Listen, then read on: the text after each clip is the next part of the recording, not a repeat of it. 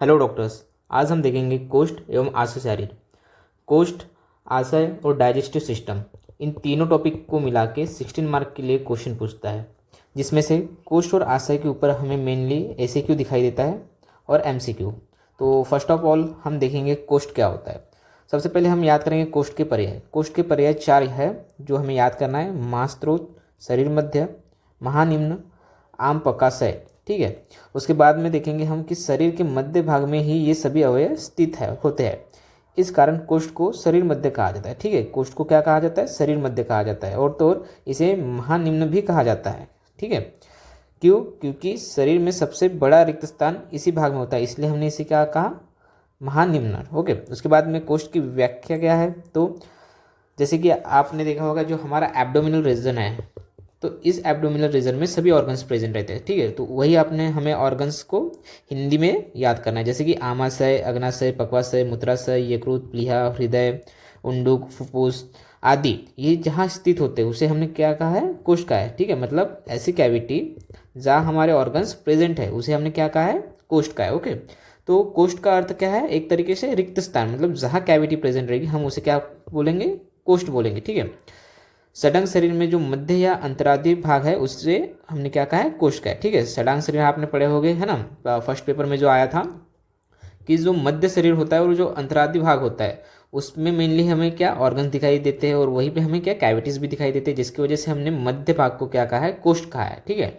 उसके बाद में कोष्ठ को अभ्यंतर रोग मार्ग कहा है। अच्छा देखो, जो अभ्यंतर रोग मार्ग मतलब रोग होने का जो मार्ग होता है वो 3 मार्ग होते हैं, जिसमें से जो पहला मार्ग है जो अभ्यंतर मार्ग है वो अभ्यंतर मार्ग किसे कहा गया है? कोष्ठ को कहा है। ठीक है। अब कोष्ठ को अभ्यंतर रोग मार्ग कहा है तो इससे क्या क्या रोग हो सकते हैं? जैसे ज्वर, अतिसार, ये दोनों साथ में याद करना है। अल्सर विजोसिका एक साथ याद कर सकते हो, और श्वास का सिक्का। ठीक है, इस तरीके से आपको ये व्याधि याद हो जाएगी जो अभ्यंतर रोग मार्ग से होते हैं। ठीक है। उसके बाद में कुछ व्याधियाँ नीचे भी दी है जो आप पढ़ सकते हो, या तो फिर आप इतने ही याद कर सकते हो। पेपर पॉइंट ऑफ व्यू आपको 2 लाइन भी लिख लोगे तो काफ़ी रहेगा वो। उसके बाद में कोष्ठांग। कोष्ठांग क्या होगा कि कोष्ठ में जो जो अवयव स्थित है उनको कोष्ठांग है। ऑब्वियस सी बात है कि जो आपका कोष्ठ है, अब कोष्ठ में जो अवयव रहेगा उसी को हम क्या कहेंगे? कोष्ठांग कहेंगे। तो चरक और सुश्रुत इन दोनों ने कोष्ठांग की जो गिनती है, मतलब काउंटिंग है, वो अलग अलग बताई है। जैसे चरक ने 15 कोष्ठांग बताया और सुश्रुत ने 8 बताया। तो इसमें से जो सुश्रुत वाले कोष्ठांग है ये हमें मेनली याद करना है, ये इंपॉर्टेंट है। ठीक है, पेपर पॉइंट ऑफ व्यू भी इंपॉर्टेंट है, और चरक के अनुसार भी हमें याद रखना है। अगर ये याद ना भी हो फिर भी चलता है, लेकिन फिर हमें याद होना चाहिए। तो हम कोष्ठांग को किस तरीके से याद करेंगे? अगर आपको अपने ऑर्गन्स के बारे में पता हो कि आपके एब्डोमिनल रीजन और चेस्ट कैविटी में कौन से ऑर्गन रहते हैं, अगर ये आपको पता हो तो आप इजीली कोष्ठांग लिख पाओगे। जैसे कि देखते हैं, उन्होंने आचार्य चरक ने कितने कोष्ठांग बताए? 15। कौन से? तो नाभि, हृदय, क्लोम, यकृत, प्लीहा, ठीक है, स्प्लीन, ये इनका मॉडर्न नेम भी दिया है। उसी तरह 2 रोग का मतलब किडनीज, बस्ती, पुरुष धारा, आमाशय, पक्वाशय हो गया, उत्तरगुद मतलब रेक्टम, और अधोरगुद मतलब एनल कैनल। ओके। उसके बाद में स्मॉल इंटेस्टाइन, जैसे हमने क्या कहा है? क्षुद्रान्न कहा है। उसके बाद स्थूलान्न क्या क्या कहा है इन्हें? हमने लार्ज इंटेस्टाइन बोला है। और उसके बाद ओमेंटम मतलब वपावन। ठीक है, ये हो गया 15 अकॉर्डिंग टू चरक। ठीक है। उसके बाद में हम देखते हैं कि सुश्रुत जी ने कितने कोष्ठांग बताया था? 8 बताया था। कौन से 8 बताया था उन्होंने? तो उन्होंने बताया था आमाशय, पक्वाशय, मूत्राशय, रुधिराशय, अग्निस्थान, हृदय, उंडुक और फुफ्फुस। इसे याद करने के ट्रिक जैसे आप कर सकते हो एक शॉर्ट फॉर्म में कि APM रॉफ। ठीक है, रॉफ की स्पेलिंग क्या रहेगी यहाँ पे? RAHUF। ओके। तो अगर आपने ये ट्रिक कर लिया तो आपको सुश्रुत के हिसाब से जो कोष्ठांग है वो याद रहेगी। जैसे A से आमाशय हो गया, P से पक्वाशय हो गया, M से क्या हो गया? मूत्राशय हो गया, R से रुधिराशय, A से अग्निस्थान, H से हो गया हृदय, U से हो गया उंडुक, और F से हो गया फुफ्फुस। ठीक है। तो अब आपको यहाँ ये देखना है कि आचार्य चरक ने 15 कोष्ठांग बताया और आचार्य सुश्रुत ने कितने बताया? 8 बताया, है ना। तो ऐसा क्यों? तो आचार्य चरक जी ने जो कोष्ठांग बताया था उसमें से उन्होंने कुछ इस तरीके से भी कोष्ठांग बताया जो रिपीट होते थे एक तरीके से। जैसे कि देखो, वफावन, यह मेद का धारण करने वाली कला है, उसे कोष्ठांग कहना उचित नहीं रहेगा। ठीक है, जैसे और तो और पक्वाशय और पुरुष धारा, इनका कोष्ठांग में गणना आ गई थी, तो फिर हमें क्षुद्रान्न मतलब स्मॉल इंटेस्टाइन और लार्ज इंटेस्टाइन, इनका फिर से उल्लेख करने की कोई ज़रूरत नहीं थी। ठीक है। उसी तरीके से उन्होंने क्या कहा है?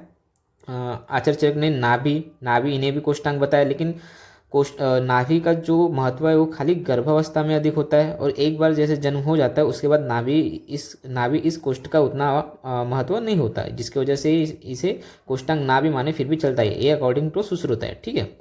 उसके बाद में आएगा कोष्ठांग के वर्णन। इस कोष्ठांग के वर्णन में हमें मेनली जो याद करना है वो पॉइंट देखते हैं। कोष्ठांग में हमें मेनली हृदय याद करना है, ठीक है।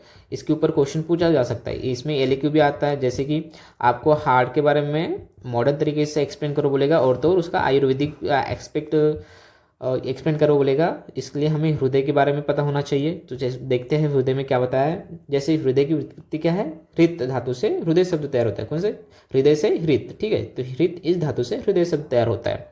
उसकी व्याख्या क्या क्या बोलेगा, व्याख्या में क्या आएगा, तो जो रक्त का हरण करता है या जिसके द्वारा शरीर में रक्त प्राप्त किया जाता है उसे, उस अवयव को हृदय कहते हैं। ऑब्वियसली बात है, हृदय का क्या काम है, पंपिंग ऑफ ब्लड, मतलब हृदय ब्लड को पंप करेगा और ऑल ओवर बॉडी में क्या करेगा, स्प्रेड करेगा, जिसकी वजह से हम उसे क्या कहते हैं, हृदय बोलते हैं, ठीक है। वही यहाँ लिखा हुआ है।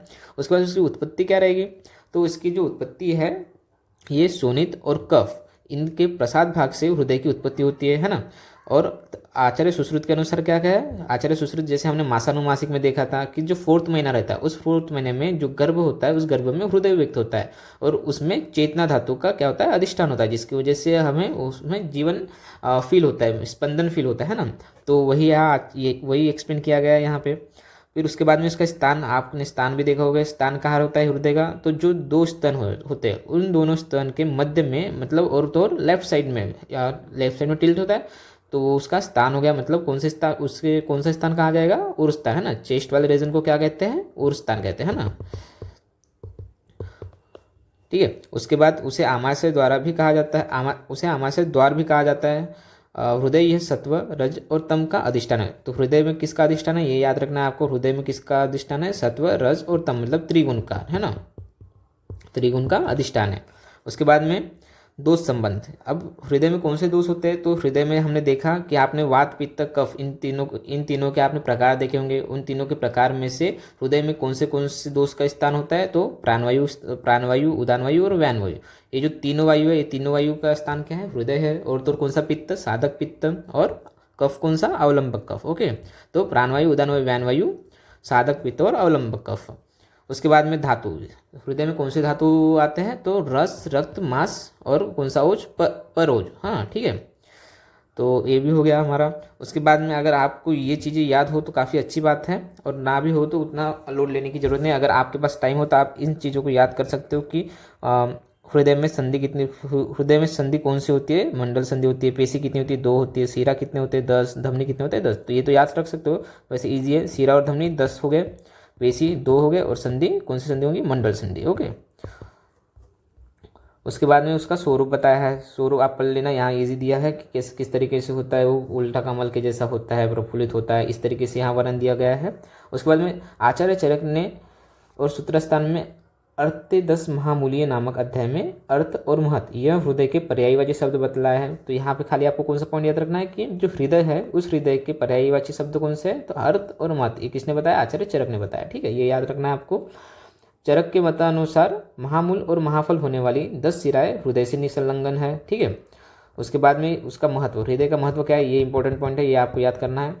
तो हृदय का महत्व क्या है, तो हृदय यह त्रिमर्मों में एक मर्म, मतलब जो 3 मर्म बताए गए त्रिमर्मों में, जो मेन मर्म बताया है उसमें से जो एक मर्म है वो एक क्या है, हृदय है।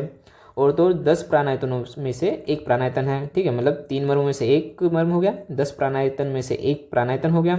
और हृदय में किसका अधिष्ठान होता है, चेतना धातु का अधिष्ठान होता है, ठीक है। उसके बाद यह मन का भी स्थान है और अपर ओज का भी स्थान है, ठीक है। ये 5 पॉइंट आपको याद होना चाहिए। उसके बाद में इसका अप्लाइड एस्पेक्ट इतना इंपॉर्टेंट है नहीं, ये पूछेगा नहीं, लेकिन अगर आपके पास टाइम हो तो आप इसे याद कर सकते हो। अगर आपको इस चैप्टर के ऊपर, मतलब कोष्ठ के ऊपर अगर क्वेश्चन पूछना रहा तो वो आपको कोष्ठ की व्याख्या पूछेगा, और अकॉर्डिंग टू सुश्रुत या फिर चरक के हिसाब से कितने कोष्ठांग होता है वो पूछेगा, और उन्हें एक्सप्लेन करो बोलेंगे, ठीक है। तो हमें उन्हें पूरा नहीं, लेकिन वहाँ से कोई एक पॉइंट उठाएगा। जैसे मैंने आपको बताया कि हृदय ये मेन है जिसके ऊपर आपको पूछ सकता है क्वेश्चन, ठीक है। तो यही इस तरीके से आपको एसीक्यू के फॉर्म में पूछेगा, ठीक। और अगर आपके पास टाइम हो तो अदर कोष्ठांग भी आप पढ़ सकते हो, काफ़ी ईजी दिए हुए। मैं आपको खाली इंपॉर्टेंट पॉइंट्स बताने वाला हूँ यहाँ। उसके बाद में आएगा पक्वास्य। पक्वास्य में क्या पूछा जाएगा, तो पर्याय, उसके पर्याय नाम क्या है कि पक्कस्थान है, पक्का धान है, पवनाशय है, ठीक है। और तो पक्वाशय और आमाशय, इनके बीच में क्या स्थान होता है, पित्त का स्थान होता है, मतलब पक्वाशय और आमाशय के बीच में पित्त स्थित होता है। ओके, उसके बाद में पुरीधरा नामक पांचवी कला पक्वाशय के आश्रय से कोष्ठ प्रदेश में स्थित होता है। ओके, मतलब पुरीधरा नाम की एक पांचवी कला है, ठीक है। इसको हम आगे देखने वाले हैं, पुरीधरा नामक कला। तो इसमें पक्वाशय का आश्रय होता है, जो क्या करता है, मल का विभाजन करने का काम करता है, ठीक है। अब और तो इसमें कौन सा दोष संबंध होता है, तो अपान वायु का स्थान होता है इसमें, ठीक है। उसके बाद में हम देखते हैं कि वपावन क्या होता है। वपावन मतलब ओमेंटम होता है,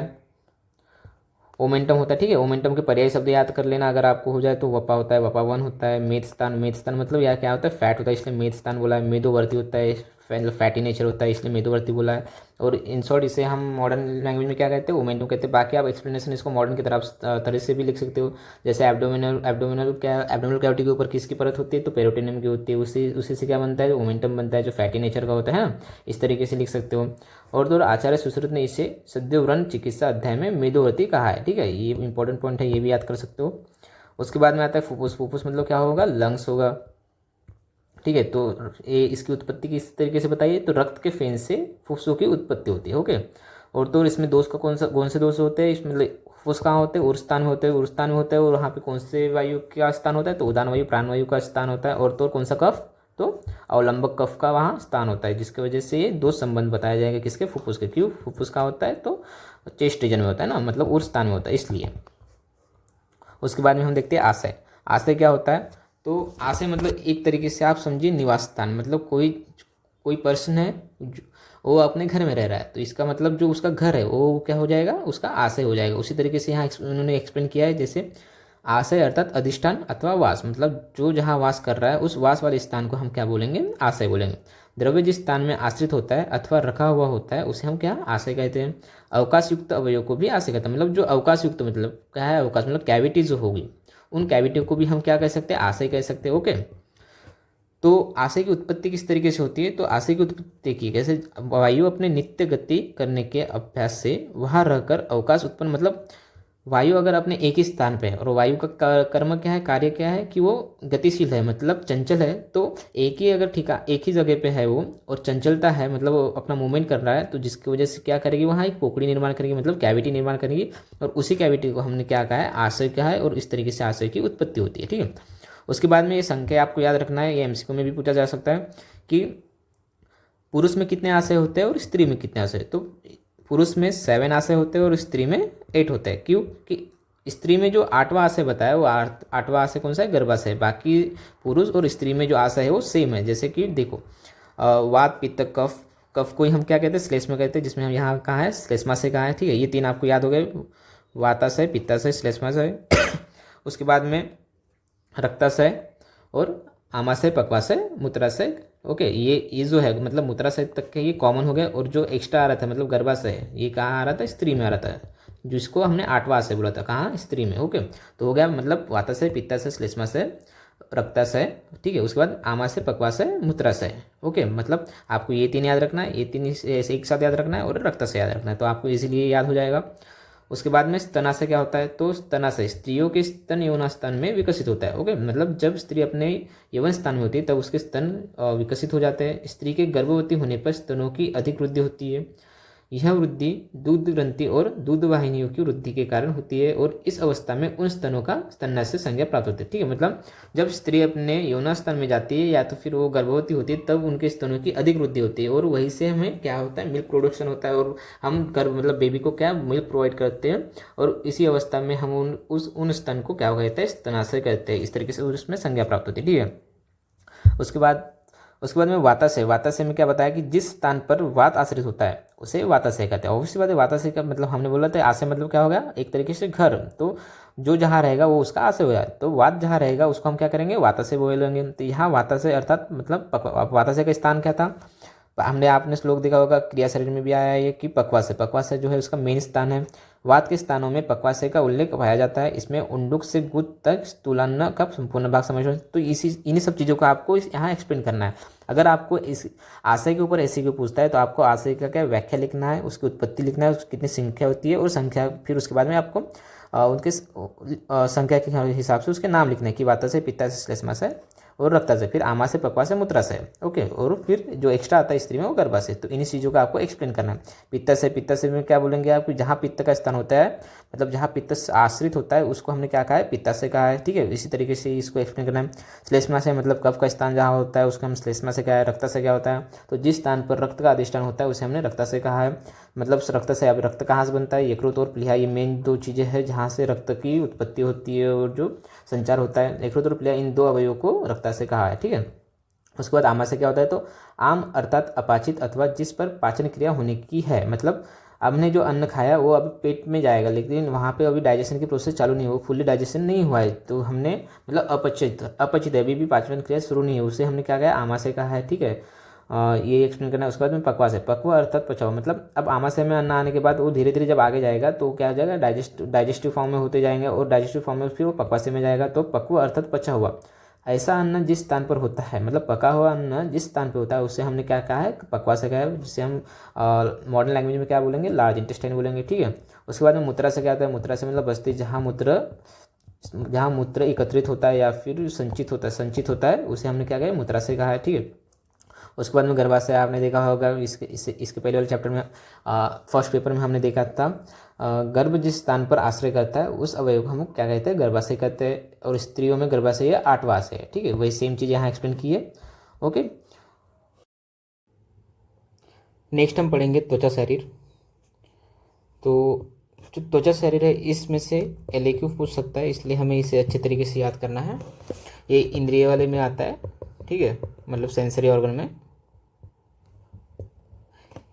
त्वचा शरीर और सेंसरी ऑर्गन ऐसे मतलब मॉडर्न प्लस आयुर्वेदिक, ऐसे दोनों मिला के आपको LAQ के फॉर्म में क्वेश्चन पूछ सकता है। ठीक है, तो सबसे पहले हम देखते हैं त्वचा शरीर की निरुक्ति क्या होता है। तो सौवर्ण्य मतलब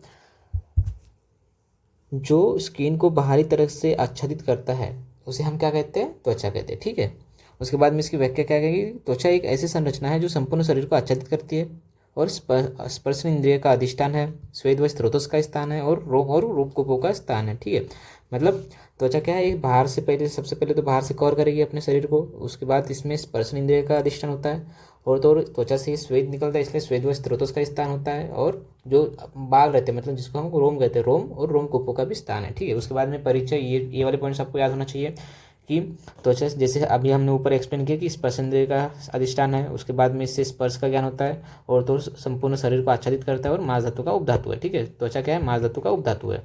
उसके बाद इसकी उत्पत्ति देखते हैं, उत्पत्ति कहाँ से होता है, तो जिस तरीके से आप दूध को गर्म करते हो और दूध गर्म होने के बाद उसके ऊपर क्या मलाई उत्पन्न होती है, उसी तरीके से जब योनि में शुक्र और शोणित का संयोग होता है तो गर्भ की उत्पत्ति होती है और गर्भ के अंदर धातुओं का पाक होके उनमें त्वचा की उत्पत्ति होती है। ठीक है, इस तरीके से त्वचा उत्पन्न होता है।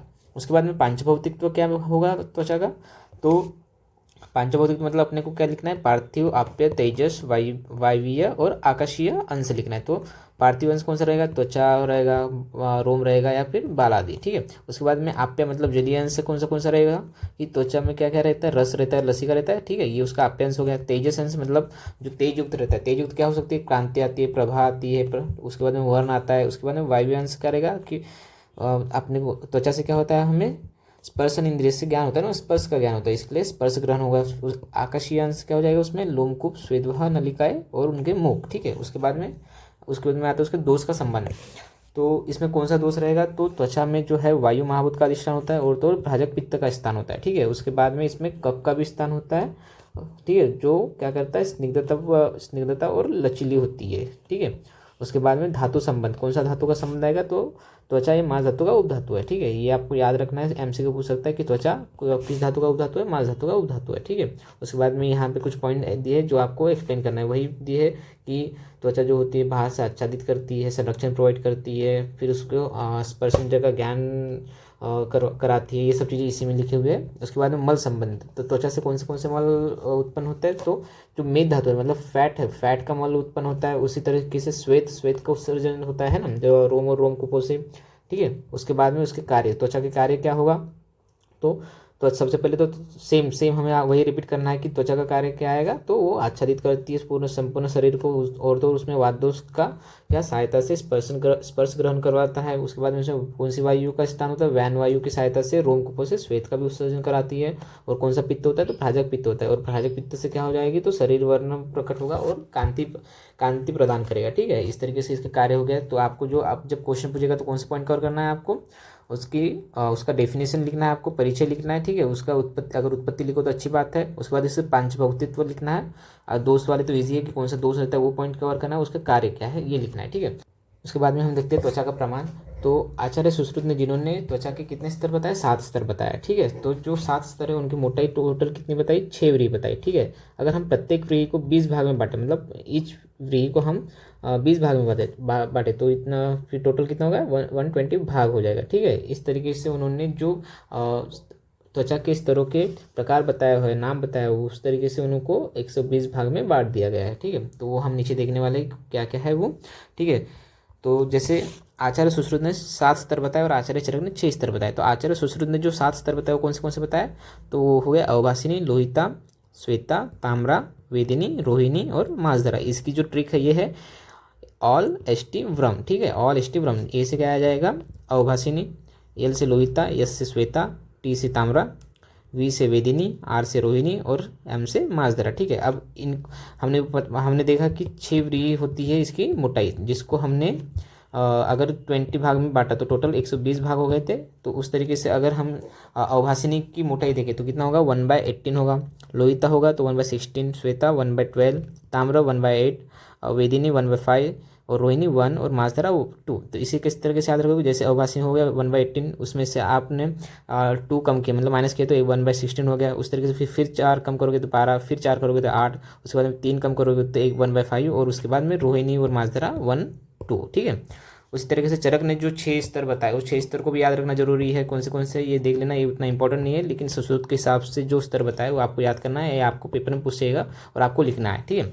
उसके बाद में आधुनिक तरीके से इनके नाम क्या है, तो ये भी इंपॉर्टेंट पॉइंट होता है। तो जैसे स्टैटम वाले 3 आ जाएंगे, जिसमें आपको याद रखना है स्टैटम, कॉर्नियम, लुसिडियम और ग्रैनुलोसम। उसके बाद में चौथा, पाँचवा, छठवा, इसमें आपको याद रखना है कि माल्फिजियन होता है। जैसे आपने नेफ्रॉन पढ़ा होगा, वहाँ पे माल्फिजियन होता है ना, माल्फिजियन बॉडी, उस तरीके से इसे याद रख सकते हैं, माल्फिजियन लेयर होता है। उसके बाद में पैपिलरी लेयर होती है, आंखों में जो जिस तरीके से पैपिलरी बोलते हैं उस तरीके से।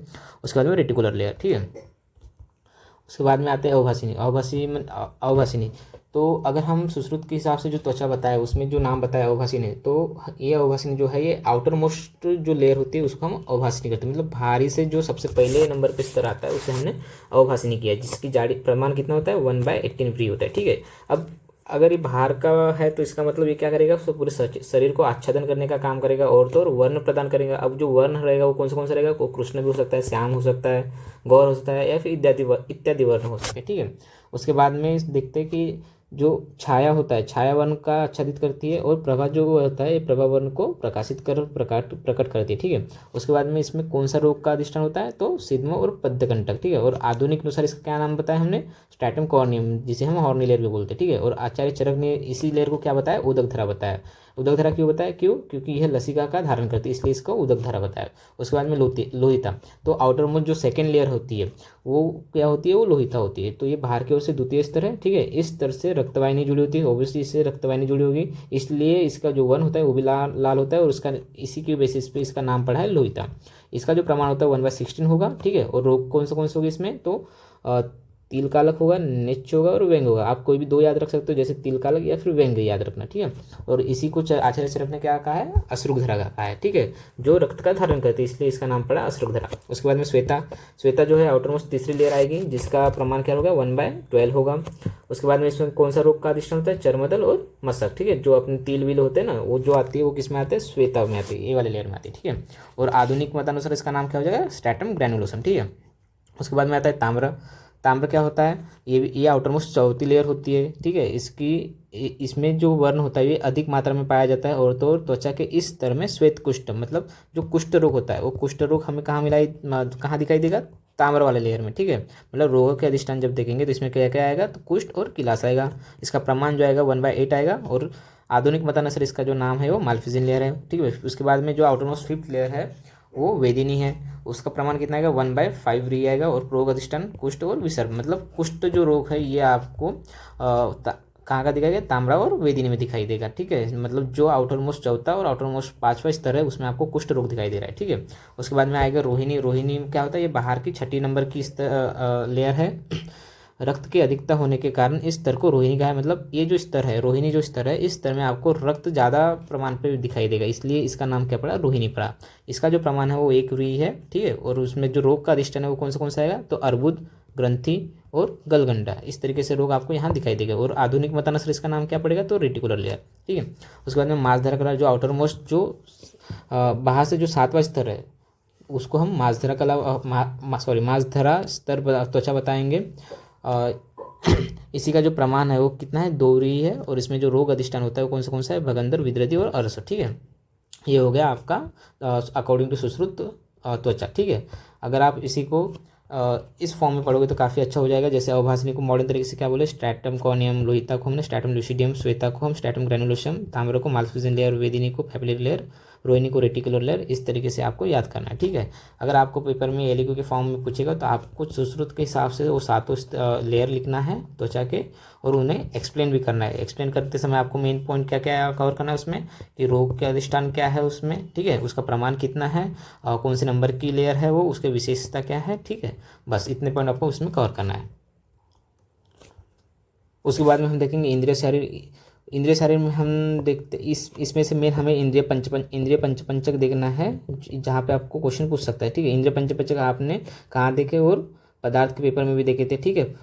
जहाँ अपने शरीर को किस तरीके से ज्ञान होता है, किसी चीज़ का ज्ञान अगर होना हो तो वो किस तरीके से होता है वो देखते हैं अपन। तो किस तरीके से ज्ञान होता है, तो जैसे सबसे पहले तो क्या होता है, सबसे पहले जो होता है क्या होता है, तो अगर इंद्रिय का क्या होता है, अर्थ होता है, उस अर्थ का ग्रहण कौन करता है, इंद्रिय करता है। इंद्रिय से फिर कहाँ जाता है, वो अपने मन की तरफ जाता है और फिर अपने आत्मा को ज्ञान होता है, ठीक है। इस तरीके से किसी चीज़ का हमें ज्ञान होता है, वही सब चीज़ें यहाँ एक्सप्लेन किया गया है। जैसे इंद्रिय की व्याख्या क्या है, कि जो शरीर से संयुक्त होकर ज्ञान प्राप्त करने के असाधारण कारण को इंद्रिय कहा जाता है, ठीक है। इंद्रिय के बिना आत्मा को विषय का ज्ञान नहीं हुआ। ऑब्वियसली बात है, अगर किस आत्मा को ज्ञान होना है, मतलब आत्मा को अगर ज्ञान करना हो किसी चीज़ का, तो उसके लिए इंद्रिय की जरूरत पड़ती ही है। अगर इंद्रिय नहीं रहेगी तो अपने इंद्रिय अर्थ का ज्ञान नहीं ले पाएगी, और बेसिकली वो अपने आत्मा तक के ज्ञान पहुँचेगा ही नहीं, ठीक है।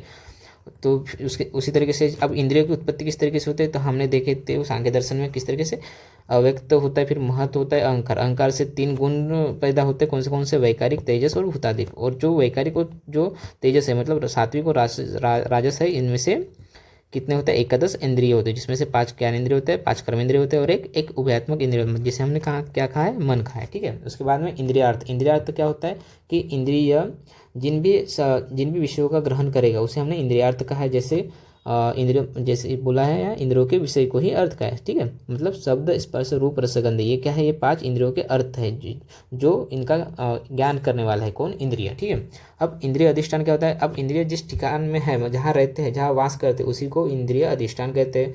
जैसे कि लिखा है कि अक्षिणी, कर्णव, नासिके, जीवा, त्वक, चेती, ये जो है ये क्या है, इनके अधिष्ठान है, यहाँ पे इंद्रिय वास करते, ठीक है। इंद्रियों का जो आश्रय स्थान है वही इंद्रिय अधिष्ठान कराते, ठीक है। उसके बाद में इंद्रिय कौन से होते हैं, तो श्रोत्र इंद्रिय, स्पर्श इंद्रिय, चक्षु इंद्रिय, रस इंद्रिय और घ्राण इंद्रिय, ठीक है। अब इनके अर्थ कौन से हो गए, शब्द, स्पर्श, रूप, रस, गंध। तो अगर आप शब्द, स्पर्श, रूप, रस, गंध ये अर्थ अगर आपको याद हो तो आप इजीली इनके इंद्रिय भी लिख पाओगे, और उनके अधिष्ठान सेम रहेगा। जैसे श्रोत्र मतलब कर्ण, फिर स्पर्श मतलब त्वचा हो जाएगा, चक्षु मतलब नेत्र हो जाएगा, रस मतलब जीवा हो जाएगा, घ्राण मतलब नासा हो जाएगा, ठीक है। उसके बाद में इंद्रिय का महत्व क्या है, तो वही इंद्रिय का महत्व क्या है, कि किसी भी चीज़ों का ज्ञान अगर आपको करना हो तो इसके लिए इंद्रियों का इम्पोर्टेंस होता है, इंद्रियों का होना जरूरी होता है। मतलब अगर इंद्रिय रहेंगे तभी वो अपने अर्थों का क्या ज्ञान करेंगे, और जब वो अपने अर्थों का ज्ञान करेंगे तब वो जाके अपने मन को लगेगा, और मन से फिर आत्मा में जाएगा, उस तरीके से हमें उसका उन चीज़ों का ज्ञान होगा, ठीक है। उसके बाद में एकादश इंद्रिय जो है आपको अभी एक्सप्लेन किए ऊपर। उसके बाद में आता है ज्ञानेंद्रिय, ठीक है।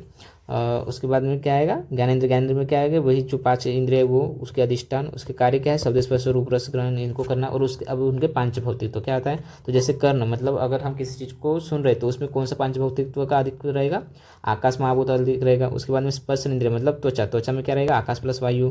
तो जैसे जैसे आप जाओगे वैसे वैसे सभी सभी जो पांच भौतिक तो एक एक करके बढ़ते जाएंगे। ठीक है, जैसे अच्छा हमने श्रोत्र में देखा आकाश, स्पर्श में देखा आकाश और वायु, चक्षु इंद्रिय में देखा हमने आकाश वायु अग्नि। ठीक है, चक्षु मतलब जो तेज आता है इसलिए अग्नि आ गया इसमें। रसेंद्रिय मतलब जीवा, जीवा में आएगा जल। ठीक है, जो और इससे पहले जो रहेगा वो सब यहाँ पे ऐड हो जाएंगे। ठीक है, घ्राणेंद्रिय, घ्राणेंद्रिय में क्या आ जाएगा, मेन पृथ्वी आ जाएगा और ऊपर जो जितने महाभूत आएगा वो सब ऐड हो जाएंगे। ठीक है, इस तरीके से आएगा। अब कर्मेंद्रिय, कर्मेंद्रिय में क्या देखे थे हमने, हस्तपाद पायु उपस्थ। ठीक है, ये देखे थे ना, हस्तपाद पायु उपस्थ देखे थे।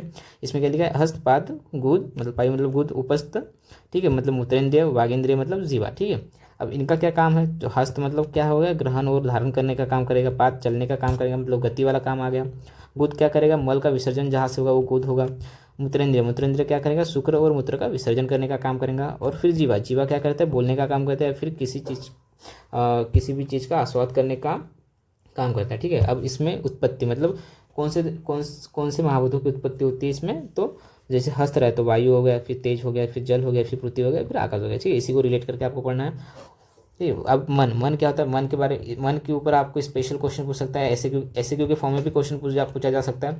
तो जिसमें आपको कौन से पॉइंट कवर करना पड़ेगा, तो मन का लक्षण क्या होता है, मन के गुण क्या होते हैं, मन के विषय क्या होते हैं। ठीक है, उसके बाद में उसके कर्म क्या है, उसका स्थान क्या है, मन का महत्व क्या है। ठीक है, ये सब चीज़ें आपको कवर करना है उसमें। आपको खाली दो लाइन ही लिखना है, जो पॉइंट है वो वही कवर करना है, उसके अलावा आपको लिखने की जरूरत नहीं पड़ेगी। अगर आपको ऐसे के फॉर्म में आप पूछा तो 1.5 या 2 पेज आपको भरना ही है किसी भी तरीके से। ठीक है, तो मन के लक्षण क्या है, तो ज्ञान का न होना मतलब जिसे हमने क्या कहा अभाव। अगर ज्ञान हो रहा है तो उसको हम क्या कहें, भाव। ये उसके हो गए लक्षण। ठीक है, तो आत्मा इंद्रिय इंद्रियात इनका मन के साथ सहयोग होगा तभी आपको किसी चीज़ का ज्ञान होगा। ठीक है, ये हो गया उसके लक्षण। श्री अन्नभट्ट के अनुसार आत्मा और मन का संयोग सुख या दुख आदि के प्राप्ति का साधन है। जैसे सही बात क्या है, अगर आपको सुख या दुख जानना हो तो इसके लिए आपका मन होना जरूरी है। अगर आपका मन होगा तभी आप उस सुख और दुख का ज्ञान कर पाओगे। ठीक है, उसके बाद में मन का गुण, मन का गुण क्या है, तो मन का जो गुण है वो 2 होते हैं, कौन से, अनुता और एकता। ठीक है, उसके बाद मन के विषय, मन के विषय क्या क्या है, मन के विषय 4 बताए, कौन से, चिंत विचारीय व देय संकल्प। ठीक है, 1 2 3 4 5 5 बताया। ठीक है, आदि। और इसके अतिरिक्त भी जो बताया वो क्या है, मन के द्वारा जानने के लिए योग्य सभी विषय मन के विषय कहलाते हैं। लेकिन जो मेन विषय बताया वो जो 5 है वो कौन से हैं, चिंत विचार्य व ध्येय संकल्प। ठीक है, ये जो चीज़ें, ये जो 5 है, ये 5 आपको याद करना है। उसके बाद में आता है मन के कर्म। मन के कर्म को क्या क्या है, तो मन के कर्म जो बताए, अभिग्रहण, स्वनिग्रह व विचार करना, ये जो 4 है ये मन के कर्म है, ये आपको याद करना है। फिर उसके बाद मन का स्थान, मन का स्थान क्या है, तो आचार्य चरक और सुश्रुत ने हृदय को मन का स्थान कहा है। मन का स्थान क्या है, तो हृदय। ये आपको एमसीक्यू में पूछा जा सकता है क्वेश्चन। मन का महत्व, मन का महत्व क्या है, तो वही आपको चीज़ों को, अगर किसी भी वस्तु का आपको ज्ञान करना हो तो उसके लिए आपका मन होना जरूरी है। अब अगर आपको सुख दुख का ज्ञान करना है उसके लिए भी आपका मन का होना जरूरी है। ठीक है, मतलब हर किसी क्रिया को आपको जानना हो तो उसके लिए मन का होना जरूरी है। यही सब चीज़ें आपको लिखना है। अब आत्मा मन से, मन इंद्रिय से और इंद्रिय उनके विषय से संयुक्त होते हैं तभी हमें ज्ञान की प्राप्ति होती है। ठीक है, सही बात है। अब हम देखते हैं कला शरीर। कला शरीर में से एक ऐसे भी पूछ सकता है, इसके लिए इसे भी हमें अच्छे से पढ़ना पड़ेगा। इसमें मेनली हमें फोकस करना है कि कितने प्रकार के कला होते हैं, उनके सीरियली नंबर याद रखना है, सीरियली नाम भी याद रखना है और नंबर भी। ठीक है, तो सबसे पहले कला की व्याख्या देखते हैं, कला क्या होता है। तो धातु और आशय इनके बीच में पतली झिल्ली की समान रचना होती है, उसे हम कला कहते हैं। ठीक है, किसके बीच में, धातु और आशय।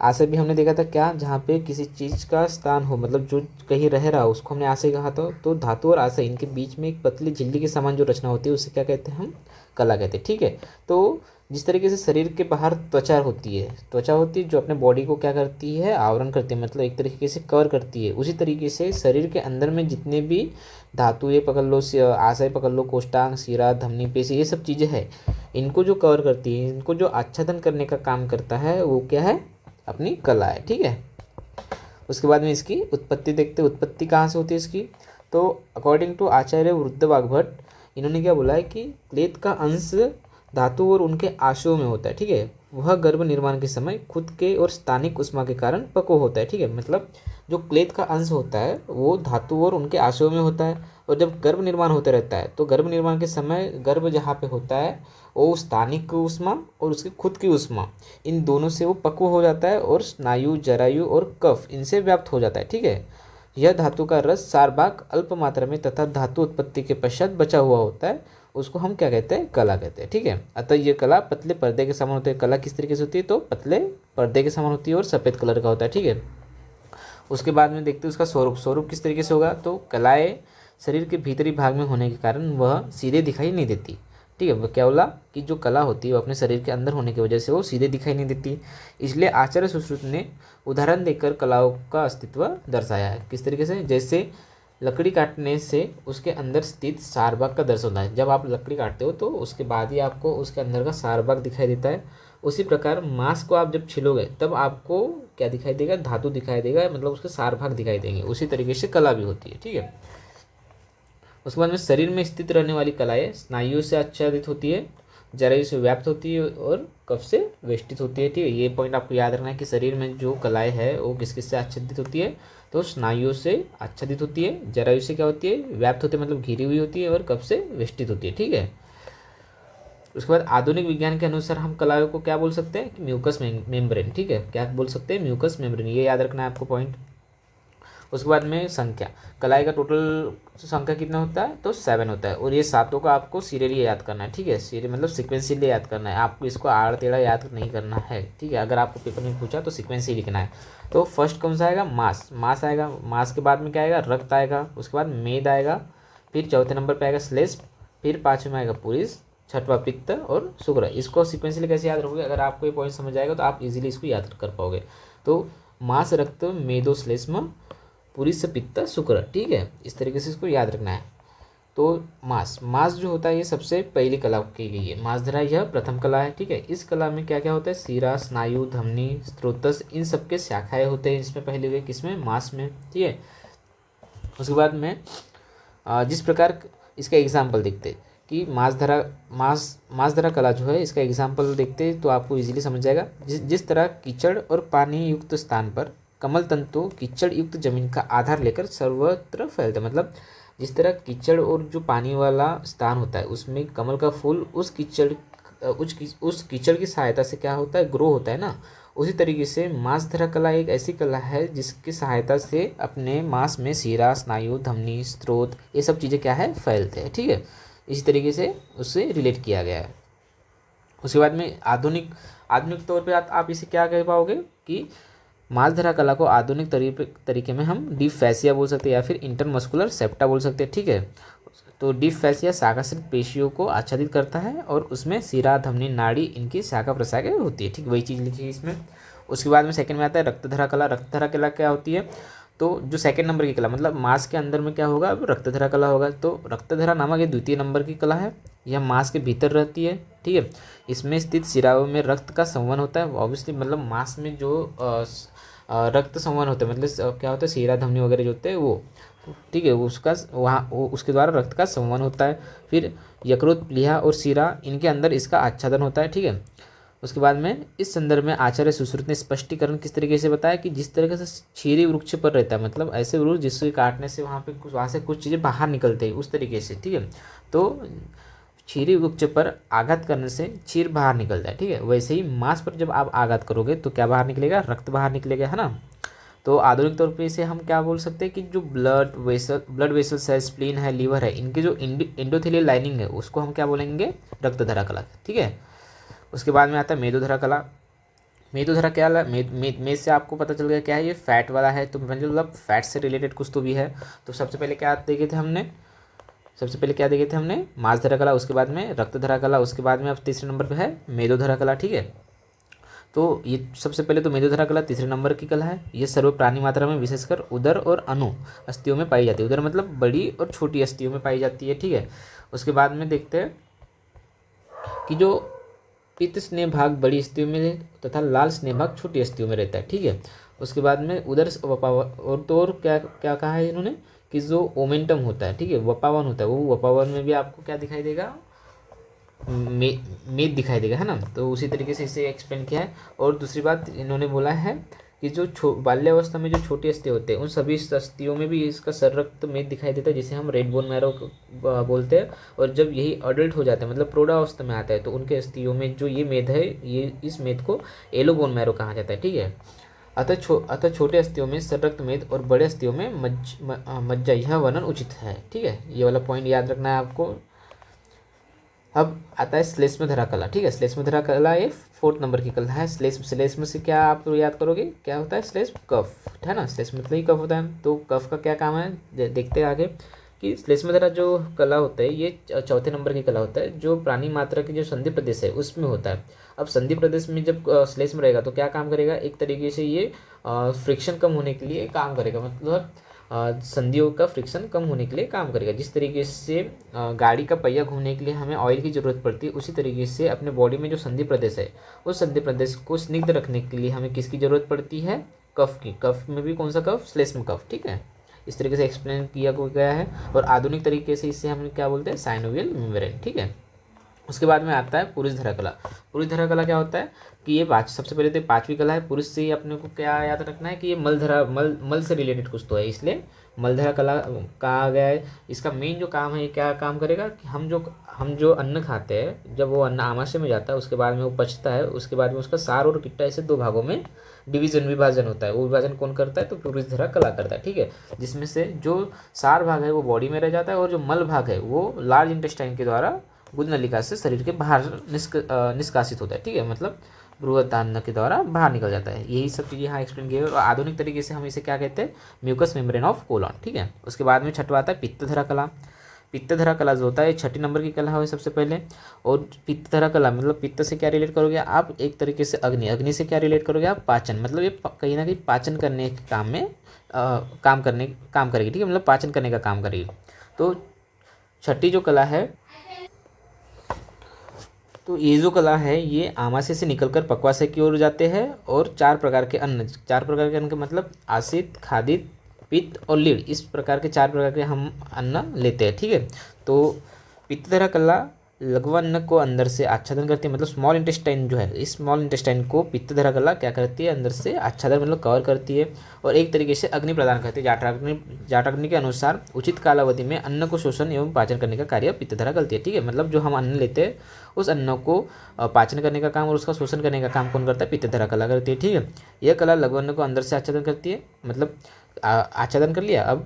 अब देखते हैं असित। असित मतलब क्या होता है? जैसे जिस तरीके से खाना है उसी तरीके से उसको सेवन किया है। खादित मतलब चबाया हुआ खाना है। पित्त मतलब पिया हुआ, लीड मतलब चाटा हुआ। इस प्रकार से जो 4 प्रकार के हम अन्न लेते हैं, ये अन्न जब हमने आमाशय से होकर कहा जाता है हमारे पक्वाशय की तरफ जाता है, मतलब स्मॉल इंटेस्टाइन से लेके लार्ज इंटेस्टाइन की तरफ जब जाता है तब उसका क्या होता है? पाचन होता है। और वो जो पाचन होता है वो पाचन किसके द्वारा होता है? वो जाठराग्नि के द्वारा होता है। ठीक है, मतलब पित्तधरा कला के द्वारा होता है। ठीक है, इस तरीके से यहाँ एक्सप्लेनेशन किया गया है। इस प्रकार अन्न का पाचन कर शोषण करने का कार्य कौन करता है? पित्तधरा कला करती है। ठीक है, उसके अंदर स्थित अग्नि ही पित्त है। ठीक है, मतलब पित्तधरा के अंदर जो अग्नि है उसी को हमने क्या कहा है? पित्त कहा है। ठीक है, यथाकाल अर्थात उचित काल में योग की अग्नि तीक्ष्ण होता है तो पाचन। हाँ देखो, अब अग्नि भी अलग अलग तरह की रह सकती है। कोई अग्नि मध्यम हो सकती है, कोई तीक्ष्ण हो सकती है, कि वह एकदम मृदु हो सकती है, मतलब मंद हो सकती है। ठीक है, अब जिस तरीके से आप खाना खाओगे उस तरीके से आपकी अग्नि काम करेगी। मान के चलो आपने लघु आहार खाए हो और आपकी अग्नि कैसी है? एकदम तीक्ष्ण है, तो आपका पाचन एकदम फास्ट हो जाएगा।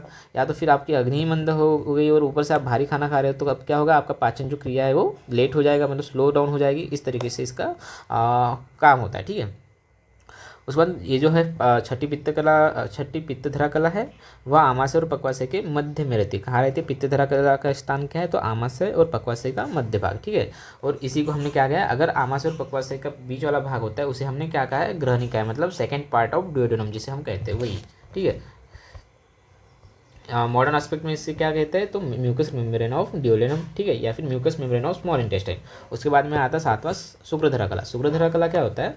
तो ये सबसे पहले तो 7वें नंबर की कला है और सप्त धातु में से 7वें नंबर का धातु है जो श्रेष्ठ होता है। ठीक है, अब इसकी जो उत्पत्ति होती है वो किस तरीके से होती है? मानो जैसे दूध में जैसे घी होता है और वो हमें दिखाई नहीं देता, उसी तरीके से शुक्र भी हमारे ओवरऑल बॉडी में होता है लेकिन वो दिखाई नहीं देता है ना। ये कब दिखाई देता है? जैसे जब ये सर्व शरीर में व्यापी शुक्र जब पुरुष के मूत्र इंद्रिय से जब बाहर निकलता है तभी ये हमें दिखाई देता है। ठीक है, मतलब मूत्रेंद्र से बाहर निकलेगा तभी दिखाई देगा, अदरवाइज ये हमें दिखाई नहीं देगा। वास्तव में शुक्रस्खलन के समय पूरे शरीर पर तनाव, मतलब जब शुक्र बाहर निकलता है तभी हमें हमारे शरीर पर संपूर्ण तनाव आ जाता है, तब हमें महसूस होता है कि हाँ शुक्र है। उसके बाद में संपूर्ण शरीर में शिथिलता हुई हो जाती है। इससे यह सिद्ध होता है कि शुक्र अपने संपूर्ण शरीर में व्यापी है। ठीक है। अष्टांग संग्रहकार उद्धव भागवत के अनुसार शुक्रधरा कला ये बस्ती द्वारा के 2 अंगुल नीचे, ठीक है, मतलब इन्होंने बताया कि शुक्रधरा कला जो है इनका लोकेशन कहाँ है, तो ये बस्ती द्वार होता है, उसके 2 अंगुल नीचे दक्षिण और वाम और होती है। ठीक है। यद्यपि शुक्र सर्व शरीर व्यापी है, तथापि अंडकोशों में वृषण दोनों और एक एक इस प्रकार होते हैं, और वहाँ शुक्रधरा कला, ठीक है, मतलब वही सेम चीज़, आप इसे आराम से लिख सकते हो मॉडल से रिलेट करके कि जो अंडकोश होता है उसमें जो वृषण होता है, उस वृषण में एक जो वृषण होता है ना, वहाँ पे शुक्रधरा कला का स्थान होता है, और वही से शुक्र बाहर निकलता है। ठीक है, किसके द्वारा? मूत्रेंद्रिय के द्वारा। ठीक है, इस तरीके से यहाँ एक्सप्लेनेशन दिया है। अब कलाओं का महत्व भी आप देख लेना, इसमें इजीली एक्सप्लेन किया गया है, आप पढ़ सकते हो। ये आपको जो पेपर पॉइंट ऑफ व्यू है, ये 7 कलाएँ इंपॉर्टेंट है जो मैंने अभी आपको बताया, यही सब चीज़ें आपको पढ़ के जाना है। और हर कला के 3-3 लाइन में आपको एक्सप्लेनेशन लिखना है। ठीक है, जो ऐसे अगर एमसीक्यू के फॉर्म में पूछा गया तो। ठीक है।